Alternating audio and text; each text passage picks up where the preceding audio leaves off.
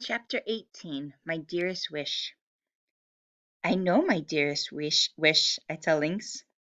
I knew you would, Zack. I knew you would. But do I really get to make it? Uncle Max said I couldn't make wishes for myself. He said the genie bite means I'm supposed to do that for others.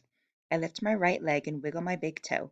Both of the dogs turn their heads to look up at the squiggle and dot, and their ears prick up like maybe it's a bone or a ball for them to play with.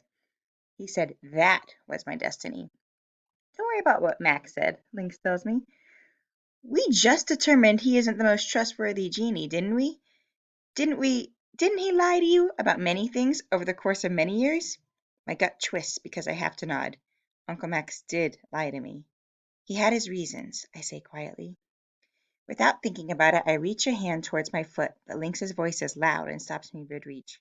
Don't touch that. Don't even think about it. You have a wish to make. He's right. I do have a wish, and I can feel the words of my wish building inside me like they're physical objects. They feel heavy and important. I wish, I begin. My toe tingles. I fold my leg up and I squeeze my toe as I keep going. That my dad. Get your hand off your foot! Lynx roars at me, sending a gale force wind from his mouth that practically blows my hair off my head. The dogs both jump off the chair and hide. Oh, there you go. And hide behind it, whimpering.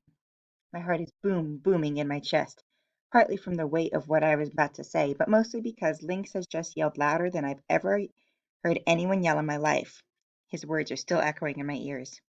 I'm I'm sorry, I stutter. I didn't know. But then I cut myself off, because something is emerging from the green bottle hovering over Lynx's palm. Or I should say, someone. Uncle Max, I cry. It's him. Or at least it's his head, getting larger and larger at the top of the bottle, like a balloon that's being blown up. When it gets to its regular size, he says, Hello, Zachary. It seems you summoned me in the nick of time. I summoned you? How? You squeezed your toe, Uncle Max said. My toe? This whole time, that's how I could have reached you? You needed to have your bottle close by, too, Uncle Max says, but it is indeed. Holy smokes, I say. I can see through your head. I mean, when you talk, I can see straight through your head to the sky behind you. It's transparent or translucent or something. It's a hologram, Uncle Max explains. I'm here, but not entirely here. And he's no concern of yours, Link says. Just squeeze your toe again and send him packing. You've got an important wish to make. I know I do, I say. It's just I've been trying to reach him for so long. I look back at the Max head. First I called, but it didn't even ring. It just sounded like emptiness. I'm sure that's another safety measure. The hologram head nods. Genie Board Decision 1003. But it's actually not safe at all, I go on. I didn't know what I was doing, and there was no one else to call because they couldn't see or hear me. Mom didn't even remember I existed. I thought I'd fly home to you. I'm going to take the bus to the airport or to get on a plane to come home. But when I got off the MA campus, I shot back here like a rubber band. Until the mission is complete, you can't travel more than a quarter mile from your genie assignment, Uncle Max says. But listen to me, Zack. Right now I need to talk to you about your wish. No, Zack, Link says. You don't need to consult anyone about your wish. You just have to make it. Tell me, what's the one thing that's been missing from your life? What is it that you wish?